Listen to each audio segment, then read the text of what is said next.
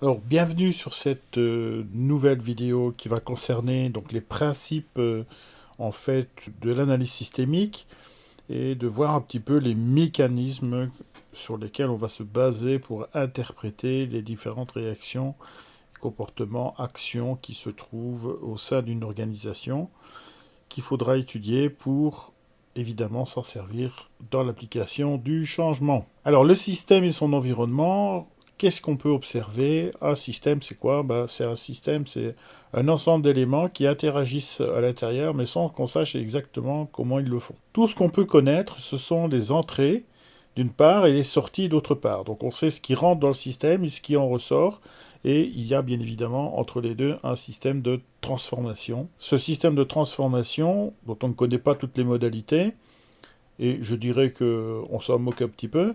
Par contre, il y a une donnée déjà très importante, c'est que le système de transformation va jouer sur le temps, suivant les différents systèmes. Donc le système ici de transformation, qui est un nom générique, pour l'industrie, ce sera le processus de fabrication, par exemple. Alors tout ça baigne évidemment dans un environnement qui lui-même est un système qui interagit avec le système que l'on étudie. Donc le système qui est représenté dans le rectangle jaune est entouré aussi d'un système, ce qui est le milieu en fait, qui va être influencé. Donc si vous avez par exemple un système productif, eh bien on a vu qu'il y avait des facteurs économiques, des facteurs sociaux, des facteurs technologiques qui vont venir influencer, donc par l'intermédiaire de la mutation notamment, le système qu'on étudie de façon plus particulière. Et donc on est obligé de tenir compte de ces différents facteurs afin de connaître l'évolution, ou tout au moins d'essayer d'en maîtriser le mieux possible son évolution. Alors, la difficulté avec le milieu, c'est que, comme on l'a vu dans les mutations, les entrées ne sont pas identifiées ou identifiables, et donc ça pose un problème, évidemment, parce que ce sont des éléments, quelquefois, qui nous surprennent, qui peuvent nous poser problème, parce qu'on a un temps de réaction, parfois, qui peut être extrêmement court. C'est le changement, par exemple, d'une réglementation dans des temps relativement courts. C'est une catastrophe naturelle, c'est une grève, enfin voilà. Donc ceci qu'on ne peut pas prévoir ou qui ne nous touche pas directement, une grève des transports sur une société d'assurance, par exemple, bon, c'est pas forcément lié, mais bon, si les salariés ne peuvent pas se présenter au travail, évidemment, ça perturbe le fonctionnement de l'entreprise. Donc voilà un petit peu en quoi ça peut aussi être associé. Pour ce qui est des sorties, il faut savoir que le système, lui, ne maîtrise pas toujours les impacts qu'il peut avoir sur l'environnement. Si je prends par exemple un parc industriel dans lequel il va y avoir une extension d'entreprise, c'est-à-dire qu'il va y avoir beaucoup d'entreprises, le parc industriel marche très très bien, donc on va pouvoir implanter à 100% toutes les parcelles disponibles. On va se retrouver par exemple à la sortie des usines avec un blocage, avec un trafic, avec des bouchons qui ne correspond pas du tout à ce qui avait été prévu, puisque un parc industriel généralement est à l'extérieur d'une ville.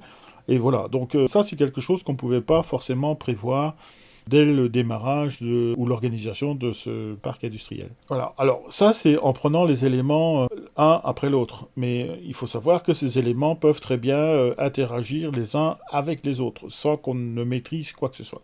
Alors, petite chose importante, mais qui est quand même relativement faible, puisqu'on ne peut pas forcément toujours la mesurer, l'échange qu'il peut y avoir entre ces liens peuvent recréer des nouveaux systèmes.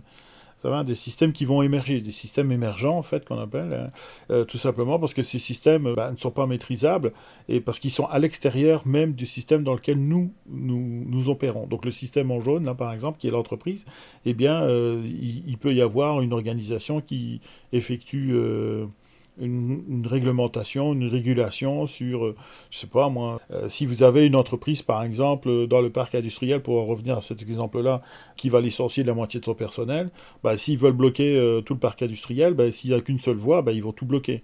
Ça va. Donc il s'est créé une nouvelle structure qui a pris des événements qui n'avaient rien à voir avec ce qu'on fait nous, mais qui nous empêchent, nous, de travailler par exemple. Et donc de système ouvert, on va essayer de passer à un système fermé. Et donc ce système fermé, on va essayer de comprendre déjà ce qui se passe dans nos propres systèmes, encore une fois le système en jaune, et on va y mettre une boucle de rétroaction, c'est-à-dire qu'on va essayer d'étudier ce qui sort, et on va essayer de l'utiliser pour que les entrées soient conformes à ce qu'on pense de manière à ce que l'entrée se corresponde à ce qu'on pense et puisse ressortir sur ce qu'on espère. Voilà, c'est un petit peu ça qu'on va essayer de voir. Donc ça veut dire que le système en jaune, ici, alors pas le milieu, hein, mais le système en jaune, lui, bah, il est plus ou moins régulé. Donc on sait ce qui va entrer, on sait ce qui va sortir. C'est un peu ça que ça veut dire. Alors l'analyse système, c'est si je prends un système et que j'observe ce système, je peux l'interpréter de manière différente. On avait déjà vu ça un petit peu dans le module, le tout premier module sur les mutations, où on avait vu qu'il y avait chaque fois une interprétation faite par l'observateur. Donc l'observateur, chaque observateur est différent, et donc il va poser une observation qui sera forcément différente. Donc une des difficultés, ça va être de poser une observation qui soit commune au plus grand nombre, hein, pour travailler en groupe, et pour que le changement puisse s'effectuer de manière cohérente au sein de l'organisation. Alors, le point commun, c'est que tout simplement, chaque observateur aura un système de référence, et ce système de référence, bah, il faudra le connaître pour pouvoir anticiper les observations des uns et des autres sur le système que l'on propose. Donc ici, je propose un exemple pour expliquer un petit peu en quoi ça consiste. Bah, vous avez un observateur, et il va émettre une opinion en disant, voilà, moi je considère qu'une chaise, qui est un système en lui-même, eh bien, il a une fonction d'existence, une finalité, donc à quoi est-ce qu'il sert? D'après moi, bah, il sert à poser son derrière dessus, donc à s'asseoir. Voilà. Donc ça, je peux considérer que, voilà, c'est là à quoi sert une chaise. Donc ça, c'est un premier processus de transformation, donc c'est passer de la position debout à la position assise, donc ça sert à ça. Maintenant, si je fais une deuxième observation, ben, j'aurai un deuxième processus de transformation, et là qui est en fait de modifier donc la visualisation d'un espace. C'est-à-dire que la chaise, je ne vais plus m'en servir pour m'asseoir, mais je vais m'en servir comme objet de décoration. Donc en fait, dans le cadre par exemple d'un achat, soit j'avais acheté un objet parce qu'il a une fonction pratique, soit j'achète un objet parce qu'il a une fonction esthétique. Et parfois les deux. Donc ici, chaque fois, chaque personne aura une vision qui sera légèrement différente des unes des autres. Alors, quelquefois, tout le monde reconnaîtra que c'est une chaise, évidemment, mais ce qu'on peut en faire est différent par rapport à chaque observateur. Donc ça complexifie déjà un petit peu plus les analyses, puisque si on change de système de référence, eh bien, on change d'analyse, bien évidemment. Donc, qu'est-ce qu'il faut faire? Eh bien, il faut essayer de former les observateurs à ce qu'ils aient plus ou moins tous la même référence pour qu'on ait une observation qu'on puisse, comment dirais-je, utiliser dans le mode de changement. À chaque système, et notamment sur les systèmes ouverts, on va avoir une limite. C'est-à-dire que le système a une influence, mais qui est limitée à son environnement. Elle ne peut pas être absolument universelle et expansive à l'infini. Par contre, on remarque qu'elle est perméable, c'est-à-dire que elle n'est pas définie de façon comme la limite, je ne sais pas moi, d'une frontière par exemple, ou la cime d'une montagne, ou le toit d'une maison par exemple. Voilà, donc c'est pas fini, c'est quelque chose qui est un peu nébuleux, un peu comme les couches atmosphériques, hein, où on n'a pas une limite 0-1. Hein, on a quelque chose qui diffuse et qui s'amenuise petit à petit. Eh bien, les limites dans un système, c'est un peu ça. C'est-à-dire qu'on ne sait jamais véritablement où le système s'arrête et où il commence. Donc à un moment donné, eh bien, il faut décider pour faire l'analyse, puisqu'on ne pourra pas tout analyser, et on décide, donc on exclut de fait, on sait très bien qu'il y a des éléments qui ne feront pas partie de notre analyse, donc on sait qu'il y a un risque d'échec supplémentaire, évidemment, dans ce qu'on va mettre en place. Alors jusqu'où le système agit-il? Donc là, dans le cas qu'on avait observé sur la première observation, donc on avait dit que ça servait à s'asseoir, c'est la limite de la dimension de l'objet, ça va, donc directement sur le sol et directement sur le corps. Voilà, ces deux facteurs, deux variables qu'on peut prendre en compte. Alors, si je prends donc le système numéro 2, eh bien là c'est la partie observation, donc c'est la distance à laquelle l'observateur peut observer la chaise. Donc si c'est dans une pièce fermée, bah, il faut qu'il rentre dans la pièce, par exemple. Alors là, on a une limite qui est déjà un peu plus limitée. Encore que si je parle de la chaise à quelqu'un qui n'est pas dans la pièce, mais qui connaît la pièce, il va pouvoir recréer une image dans sa tête. Enfin voilà. C'est pour ça que je dis que la limite, quelquefois, elle est un petit peu compliquée à déterminer. Voilà, alors, Maintenant, ce qu'on peut se poser comme question, c'est cette limite, est-ce qu'elle subit des changements? Est-ce que le système également va subir des changements? Alors déjà, il faut savoir que tous les systèmes sont, comment dirais-je, supposés se modifier. Alors, ils vont se détériorer déjà, puisqu'il y a une destruction de la matière. Alors, à l'échelle de temps qui est plus ou moins grande, si vous prenez des, des objets ou des éléments faits à partir d'éléments naturels comme du bois par exemple, ou du carton, ou du papier, évidemment la durée de vie est beaucoup plus courte.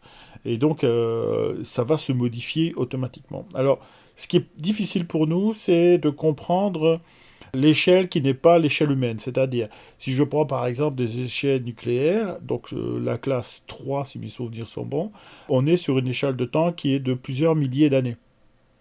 Donc évidemment, ce n'est pas concevable pour un être humain, puisque un être humain a une durée de vie de 80 ans, à peu près.